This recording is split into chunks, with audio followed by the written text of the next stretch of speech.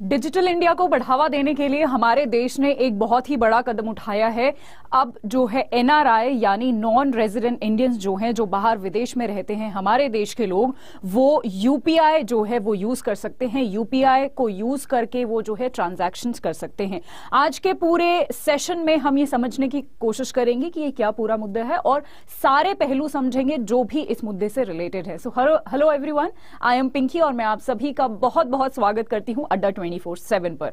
सो जैसा आप मेरे पीछे देख सकते हैं, NRI can use international numbers for UPI payment. मतलब जो उनका अब इंटरनेशनल नंबर है जो ऑलरेडी यूज कर रहे हैं, मतलब अब जरूरी नहीं है कि आपका जो नंबर है, मोबाइल नंबर है, वो इंडियन नंबर ही होना चाहिए वरना आप नहीं यूज कर सकते यूपीआई। नहीं, अब अगर आपका इंटरनेशनल नंबर भी है तो मान लो अगर कोई भी इंसान यहां से विदेश जा रहा है, अब जरूरी नहीं है उसको इंडियन नंबर रखना पड़ेगा यूपीआई के लिए। अब जो वहां पर जाके इंटरनेशनल नंबर लेगा उस नंबर से भी यूपीआई के ट्रांजैक्शंस वो कर सकता है।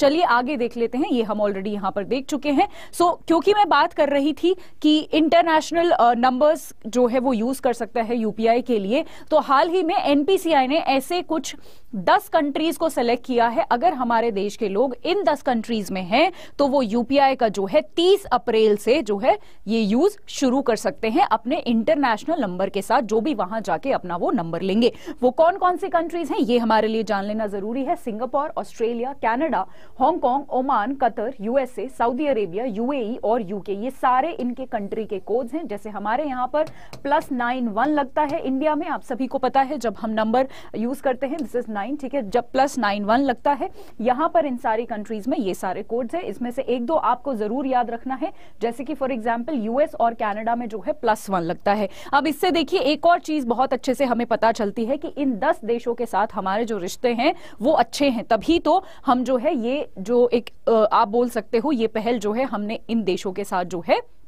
करी है। सो ये शुरू में एनपीसीआई का ये कहना है कि हम इन 10 कंट्रीज के साथ शुरू करके देखते हैं, उसके बाद अगर ये सक्सेसफुल रहा ये तो हम और भी कंट्रीज में जो है इसको आगे आगे बढ़ाने वाले हैं। और एक और चीज बोली है एनपीसीआई ने, मैंने ये पूरा डेटा एनपीसीआई की वेबसाइट से ही लिया है। एनपीसीआई ने एक और चीज बोली है कि जितने भी मैंने रूल्स और रेगुलेशंस बनाए हैं वो इन सारे लोगों को जो है 30 अप्रैल 2023 से पहले सारे मानने पड़ेंगे, ताकि जो है यूपीआई का ट्रांजैक्शन ये 30 अप्रैल से या 30 अप्रैल के बाद जो है वो शुरू कर सके। चलिए अब आगे जान लेते हैं एग्जैक्टली क्या यहां पर मतलब है एनपीसीआई का कि आप यूपीआई यूज कर सकते हो इस बात से। सो यहां पर आप देख सकते हो पहले क्या होता था, अगर यूपीआई आपको यूज करना है तो आपके पास एक इंडियन सिम या इंडियन सिम कार्ड या इंडियन फोन ही होना चाहिए। अब उस चीज में बदलाव कर दिया गया है। अब आपका जो सिम है या जो आपके मोबाइल्स हैं वो अगर किसी भी कंट्री से हैं तो आप जो है यूपीआई यूज कर सकते हो। आपका कोई भी रिश्तेदार है, आपके घर वाले अगर कोई बाहर जाने का सोच रहे हैं या ऑलरेडी बाहर रहते हैं, तो अगर उन्होंने बेशक चाहे वो इंटरनेशनल नंबर ले ले पर फिर भी वो यूपीआई कर सकते हैं। यूपीआई अगर मान लो यूपीआई से उनको आपको पैसे भेजने हैं, जिसको हम पीयर टू पीयर ट्रांसफर कहते हैं, कि अपने दोस्तों को अपने घर वालों को पैसे भेजने हैं तो भी भेज सकते हैं।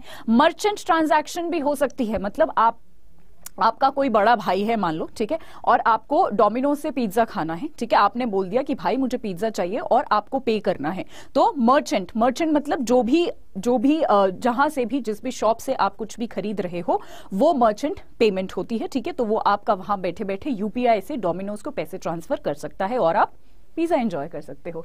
चलिए, हाँ जी, बट उसके लिए यहां पर एक कंडीशन है और इस पर आप लोग जरा सा ध्यान दीजिए। अभी क्या है, एनआरआईज को जो है अपना जो अकाउंट है, ठीक है, अकाउंट जो है या फिर आप बोल सकते हो यूपीआई को जो है लिंक करना पड़ेगा। इन दोनों में से किसी एक अकाउंट, बेसिकली आप बोल सकते हो एक ये अकाउंट खुलवाना पड़ेगा, ये लिंक करना पड़ेगा यूपीआई। और वो दो अकाउंट्स के नाम है एनआरई और एनआरओ। इन दोनों में क्या डिफरेंस होता है ये मैं आपको बता देती हूं। तो एनआरई और एनआरओ, एनआरई होता है नॉन रेजिडेंट एक्सटर्नल, एनआरओ होता है नॉन रेजिडेंट ऑर्डिनरी।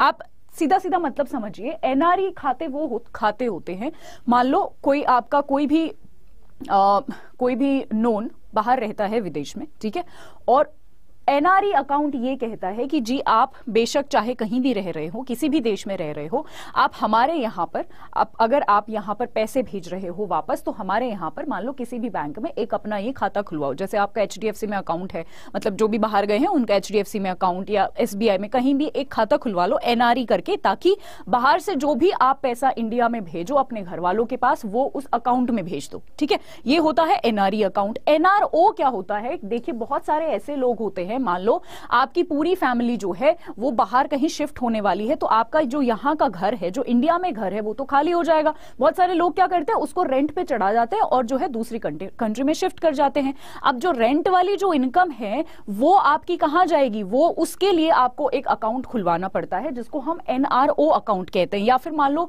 कुछ लोगों की पेंशन आती है, वो पेंशन कहां पर जाएगी? आप तो विदेश में चले गए, बट वो पेंशन कहां जाएगी? जो आपको भारत सरकार दे रही है वो आपके एनआरओ अकाउंट में जाएगी। ठीक है, सो ये होता है इन दोनों अकाउंट्स में डिफरेंस। तो अभी यही एक रूल है कि जी आपको जो है ये दोनों अकाउंट्स जो है वो खुलवाने पड़ेंगे और यूपीआई से जो है वो लिंक करवाने पड़ेंगे, तभी जो है आप 30 अप्रैल के बाद जो है ये यूपीआई का ट्रांजैक्शन इंटरनेशनल नंबर से यूज करना शुरू कर सकते हैं। और एक और चीज है यहाँ पर, एक्चुअली दो चीजें हैं जो आपको यहाँ पर ध्यान देनी है कि जो भी ट्रांजैक्शंस होंगे वो फेमा रेगुलेशन के अंडर होंगे। फेमा होता है फॉरेन एक्सचेंज मैनेजमेंट एक्ट। हम अभी इसके डिटेल प्रोविजंस में नहीं जाएंगे क्योंकि वो हमारे एग्जाम में भी नहीं आएगा। इसका सिंपल शब्दों में मतलब समझ लीजिए कि जी जो ये बॉडी बोलेगी ना कि जी इतने, मान लो 1 लाख ही आप ट्रांसफर कर सकते हो एक महीने में, 2 लाख ट्रांसफर कर सकते हो महीने में, या दिन की लिमिट सेट कर देंगे कि जी 10,000 से ज्यादा आप एक दिन में नहीं ट्रांसफर कर सकते हो। जो भी ये रूल्स एंड रेगुलेशन बनाएगी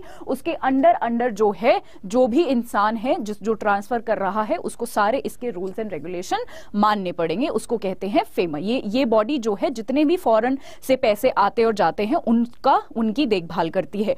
दूसरा ये कि जो भी इंसान है या फिर ये जो पूरा जो प्रोसेस चलेगा, एक चीज यहां पर बड़ी ध्यान देने वाली है कि जितनी भी बॉडीज रिलेटेड है और जो भी इंसान है, इन सबको जो है एक चीज का बड़ा ही ध्यान रखना है कि वो जो पैसा भेज रहे हैं वो मनी लॉन्ड्रिंग, ठीक है, कोई ब्लैक मनी नहीं होना चाहिए कि ब्लैक मनी को व्हाइट मनी बनाने के लिए और किसी तरीके से हम पैसा घुमा रहे हैं, ऐसा नहीं होना चाहिए। टेरर फाइनेंसिंग से रिलेटेड वो पैसा नहीं होना चाहिए। तो इन सब गतिविधियों में भी वो पैसा नहीं रिलेटेड होना चाहिए, ये पॉइंट भी आपको ध्यान रखना है। और जो भी RBI time to time regulation set करता रहेगा, वो भी सारे रूल्स और रेगुलेशन जो भी ट्रांसफर कर रहा है उसको मानने पड़ेंगे। ठीक है, सो ये है बेसिकली मोटा मोटा जो मैंने आपको बता दिया। अगेन हम ऐसा क्यों कर रहे हैं, हमें इसका क्या फायदा होगा? हमारी जो डिजिटल पेमेंट बढ़ेगी। हम, आपको पता है, जो हम डिजिटल इंडिया का जो हमने सपना देखा हुआ है वो साकार करने में हम सफल होंगे। ठीक है, सो आई होप आज का ये जो पूरा एनालिसिस है आपको अच्छा लगा होगा, आपको कई चीज समझ आई होगी। ये हाल ही में ही अभी कुछ घंटों पहले ही ये न्यूज रिलीज हुई थी, तो मैंने सोचा आपके लिए फटाफट मैं कवर कर देती हूं। आई होप आज का बर्निंग इशू आपको पसंद आया होगा। जाते जाते मैं आप सभी को एक बहुत बड़ी गुड न्यूज देना चाहती हूं। लास्ट 6 महीने के करंट अफेयर्स मैं आप सभी के लिए लेकर आ रही हूं संडे को, यानी 15 जनवरी को शाम को 6 बजे।